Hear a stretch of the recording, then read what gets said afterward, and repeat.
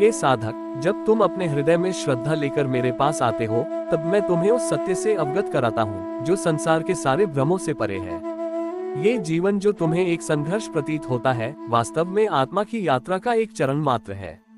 मनुष्य जन्म से लेकर मृत्यु तक केवल अपने कर्मों का प्रतिफल भोगता है, और इस चक्र को तोड़ने के लिए उसे भक्ति, सेवा और ज्ञान का आश्रय लेना होता है। क्या तुमने कभी एक नदी को देखा है? वह अपने उद्गम से निकलती है, पहाड़ों और वनों से गुजरती है, कभी शांत तो कभी उग्र होकर बहती है और अंततः सागर में विलीन हो जाती है। जीवन भी इसी प्रवाह की भांति है। जो इसे समझ लेता है वह दुख से मुक्त हो जाता है। प्राचीन समय की एक कथा सुनो। एक भक्त जिसका नाम देवदत्त था, मेरे प्रति असीम भक्ति रखता था, परंतु उसकी परीक्षा तब हुई जब उसके गांव में अकाल पड़ा। लोग त्रस्त होने लगे, भोजन और जल का अभाव था, परंतु देवदत्त ने विश्वास नहीं छोड़ा। उसने अपना अन्न भी दूसरों में बांट दिया और प्रार्थना करता रहा। एक दिन जब वह वन में ध्यान कर रहा था, तब अचानक उसे एक वृद्ध पुरुष मिले जो भूख से व्याकुल थे। देवदत्त ने अपने पास बचा हुआ अंतिम अन्न उन्हें समर्पित कर दिया। वृद्ध पुरुष मुस्कुराए और बोले, हे वत्स, तुमने जो किया है वह केवल अन्नदान नहीं बल्कि अपने समस्त संदेहों का त्याग है। अब देखो, तुम्हारे गांव में समृद्धि लौटेगी। अगले ही दिन वर्षा होने लगी, धरती हरी भरी हो गई और गांव पुनः संपन्न हो गया। ये कथा तुम्हें क्या सिखाती है, हे साधक? यही कि जब मनुष्य निस्वार्थ भाव से अपने कर्म करता है तो उसे परमात्मा का अनुग्रह प्राप्त होता है। इस संसार में कष्ट आते हैं, परंतु वे तुम्हारी परीक्षा के लिए होते हैं। जो इनसे घबराता नहीं वह आगे बढ़ता है।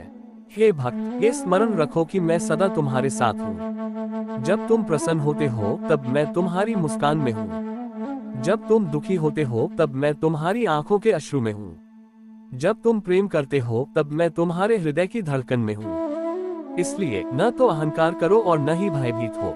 बस अपने कर्तव्यों को पूर्ण निष्ठा और प्रेम से करते जाओ और अंततः तुम मेरे ही स्वरूप को प्राप्त करोगे। कुछ वर्षों के पश्चात देवदत्त की भक्ति और सेवा की ख्याति दूर दूर तक फैल गई। लोग उनकी निस्वार्थता और परोपकार की भावना से प्रेरणा लेने लगे। एक दिन एक धनी व्यापारी उनके पास आया, जिसने अपना सारा जीवन केवल धन संग्रह में व्यतीत किया था, परंतु अब वह भीतरी शांति की खोज में था। उसने देवदत्त से पूछा, हे महात्मा, मैंने जीवन भर धन अर्जित किया, परंतु अब भी मैं असंतुष्ट हूँ। क्या आप मुझे शांति का मार्ग दिखा सकते हैं? देवदत्त मुस्कुराए और बोले, हे वणिक, शांति पाने के लिए पहले अपने भीतर झांकना होगा। क्या तुम्हारे मन में कोई ऐसा भय या पश्चाताप है जो तुम्हें चैन से नहीं जीने देता? व्यापारी ने सिर झुका लिया और कहा, हाँ, मैं अनेक अवसरों पर लोभ और अहंकार में बहकर अनैतिक कार्य करता रहा। अब मुझे पछतावा हो रहा है।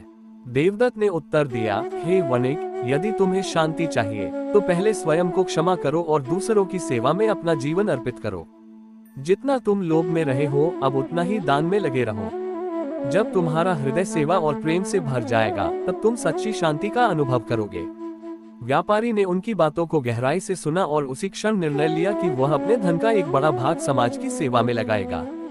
उसने गांव में एक अन्न क्षेत्र और विद्यालय की स्थापना की, जहां निर्धनों को भोजन और शिक्षा प्रदान की जाने लगी। इस प्रकार देवदत्त के उपदेशों से प्रेरित होकर अनेक लोग अपने जीवन को सुधारने लगे और उनके द्वारा सिखाए गए निस्वार्थ सेवा के मार्ग पर चलने लगे। एक दिन एक युवा तपस्वी देवदत्त के पास आया। उसके नेत्रों में ज्ञान की खोज की ज्वाला थी। उसने पूछा, हे गुरुवर, मैं आत्मज्ञान की खोज में निकला हूँ। संसार के मोह से मुक्त होकर सत्य को जानना चाहता हूँ।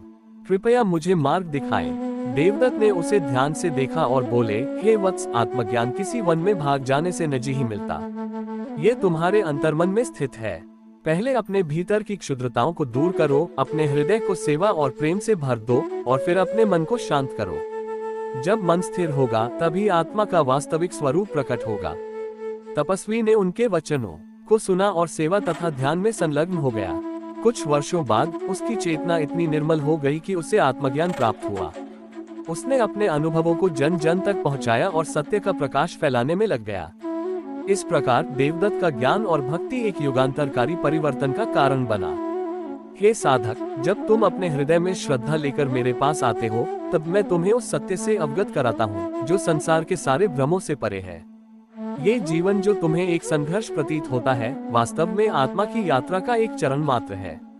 मनुष्य जन्म से लेकर मृत्यु तक केवल अपने कर्मों का प्रतिफल भोगता है और इस चक्र को तोड़ने के लिए उसे भक्ति, सेवा और ज्ञान का आश्रय लेना होता है।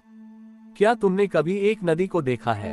वह अपने उद्गम से निकलती है, पहाड़ों और वनों से गुजरती है, कभी शांत तो कभी उग्र होकर बहती है और अंततः सागर में विलीन हो जाती है। जीवन भी इसी प्रवाह की भांति है। जो इसे समझ लेता है वह दुख से मुक्त हो जाता है। प्राचीन समय की एक कथा सुनो। एक भक्त जिसका नाम देवदत्त था मेरे प्रति असीम भक्ति रखता था, परंतु उसकी परीक्षा तब हुई जब उसके गांव में अकाल पड़ा। लोग त्रस्त होने लगे, भोजन और जल का अभाव था, परंतु देवदत्त ने विश्वास नहीं छोड़ा। उसने अपना अन्न भी दूसरों में बांट दिया और प्रार्थना करता रहा। एक दिन जब वह वन में ध्यान कर रहा था तब अचानक उसे एक वृद्ध पुरुष मिले जो भूख से व्याकुल थे। देवदत्त ने अपने पास बचा हुआ अंतिम अन्न उन्हें समर्पित कर दिया। वृद्ध पुरुष मुस्कुराए और बोले, हे वत्स, तुमने जो किया है वह केवल अन्नदान नहीं बल्कि अपने समस्त संदेहों का त्याग है। अब देखो, तुम्हारे गांव में समृद्धि लौटेगी। अगले ही दिन वर्षा होने लगी, धरती हरी भरी हो गई और गांव पुनः संपन्न हो गया। ये कथा तुम्हें क्या सिखाती है, हे साधक? यही कि जब मनुष्य निस्वार्थ भाव से अपने कर्म करता है तो उसे परमात्मा का अनुग्रह प्राप्त होता है। इस संसार में कष्ट आते हैं परंतु वे तुम्हारी परीक्षा के लिए होते हैं। जो इनसे घबराता नहीं वह आगे बढ़ता है। हे भक्त, ये स्मरण रखो कि मैं सदा तुम्हारे साथ हूँ।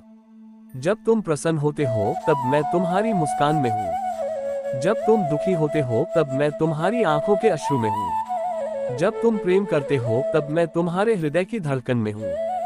इसलिए न तो अहंकार करो और न ही भयभीत हो। बस अपने कर्तव्यों को पूर्ण निष्ठा और प्रेम से करते जाओ और अंततः तुम मेरे ही स्वरूप को प्राप्त करोगे।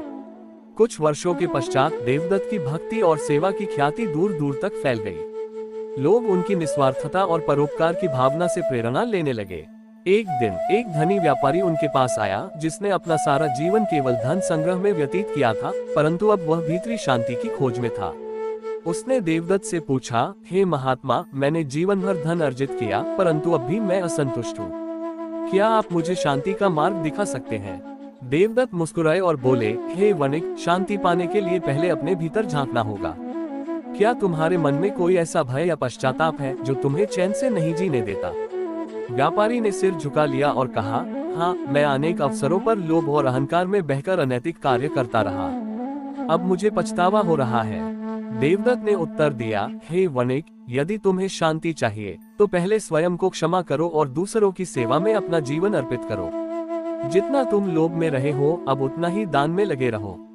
जब तुम्हारा हृदय सेवा और प्रेम से भर जाएगा तब तुम सच्ची शांति का अनुभव करोगे। व्यापारी ने उनकी बातों को गहराई से सुना और उसी क्षण निर्णय लिया कि वह अपने धन का एक बड़ा भाग समाज की सेवा में लगाएगा।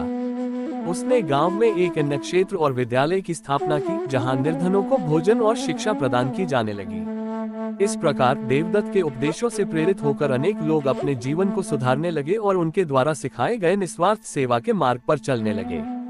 एक दिन एक युवा तपस्वी देवदत्त के पास आया। उसके नेत्रों में ज्ञान की खोज की ज्वाला थी। उसने पूछा, हे गुरुवर, मैं आत्मज्ञान की खोज में निकला हूँ। संसार के मोह से मुक्त होकर सत्य को जानना चाहता हूँ। कृपया मुझे मार्ग दिखाएं। देवदत्त ने उसे ध्यान से देखा और बोले, हे वत्स, आत्मज्ञान किसी वन में भाग जाने से नहीं मिलता। ये तुम्हारे अंतर्मन में स्थित है। पहले अपने भीतर की क्षुद्रताओं को दूर करो, अपने हृदय को सेवा और प्रेम से भर दो और फिर अपने मन को शांत करो। जब मन स्थिर होगा तभी आत्मा का वास्तविक स्वरूप प्रकट होगा। तपस्वी ने उनके वचनों को सुना और सेवा तथा ध्यान में संलग्न हो गया।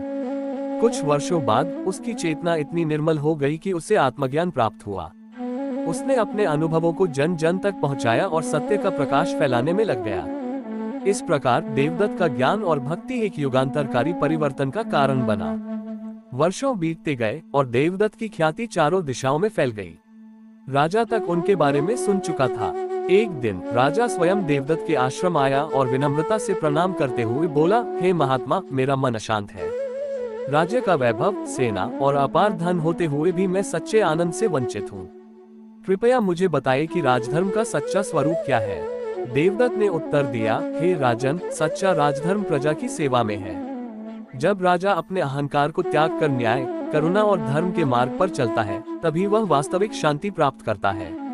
तुम्हारा सुख केवल तुम्हारे राज्य के सुख में निहित है।